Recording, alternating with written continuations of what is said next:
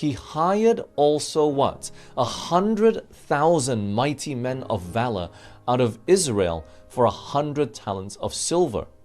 But there came a man of God to him, saying, O king, let not the army of Israel go with thee, for the Lord is not with Israel, to wit, with all the children of Ephraim.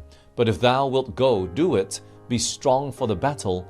God shall make thee fall before the enemy, for God hath power to help and to cast down. Verse 9, and Amazia said to the man of God, but what shall we do for the 100 talents which I have given to the army of Israel? And the man of God answered, the Lord is able to give thee much more than this. Then Amazia separated them, to wit, the army that was come to him out of Ephraim, to go home again. Wherefore their anger was greatly kindled against Judah, and they returned home in great anger.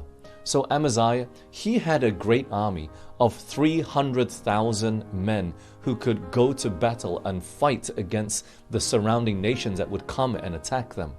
But on top of this, he went and hired what? 100,000 on top of that, soldiers from where? From Israel, the northern kingdom, which was their cousins, right? But they were not good men.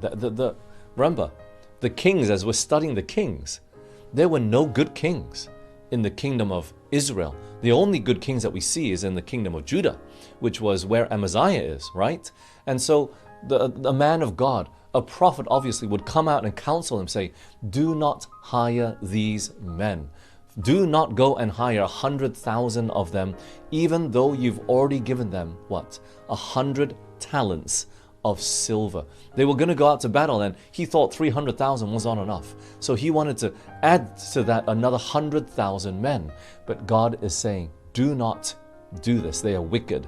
Do not unite yourself with these wicked men. Even though they were cousins, even though, quote unquote, they were of the same faith. Friends, this is important for us to understand. Just because you're Adventist, it doesn't mean that you should get married to this person. You know, we should not be marrying people unequally yoked. We should not be uniting with people even in business that are of a different faith. Look, I'm talking about those that are business owners. If you're an employee and you go work for a secular company, of course there's nothing you can do.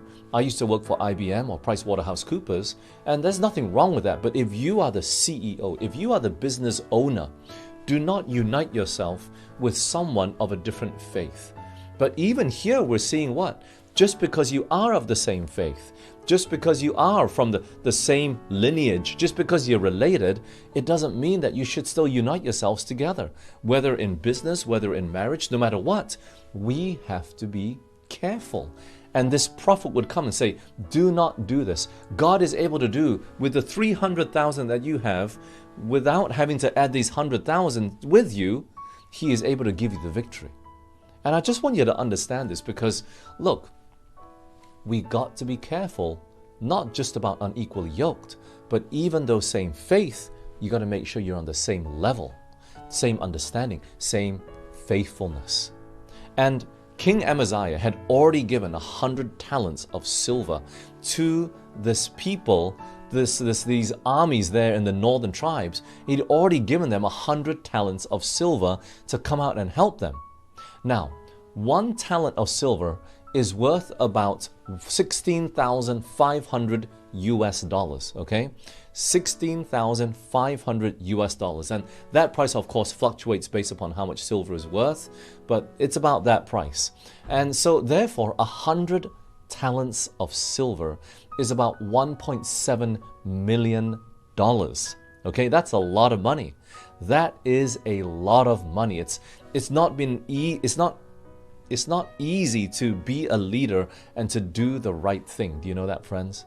I mean, almost $2 million. I mean, in ringgit, that is almost what? 7 million ringgit that has been given to these armies. You've gone to hire them. You want them to help you in fighting a battle, right?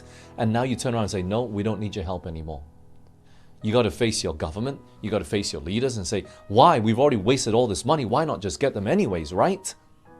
But a man of God came out, a prophet, a messenger from God, came and told Amazia, do not do this. Do not unite your interests with them. And friends, it is not easy to turn around and back away from a commitment that you've already made and say no. He made a mistake, but when the Lord showed him his error, Amazia, he repented, even if it meant offending others or losing a lot of money. And you know, friends, sometimes we feel like because we've already made the commitment, because we've already made a decision, we got to stick to it no matter what.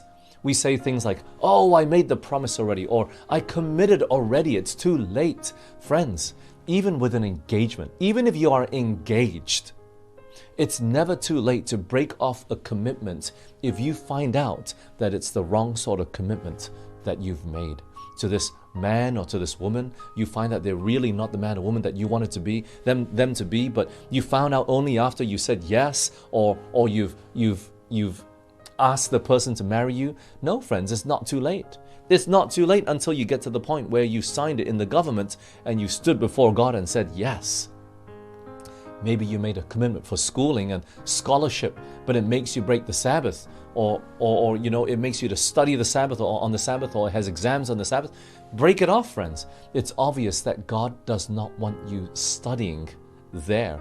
Or if you can be faithful and God somehow makes a miracle for you to still pass and you just don't go to classes on the Sabbath, you don't take exam on the Sabbath, friends, God is guiding verily, even in the trying times where it seems like people want you to break that Sabbath.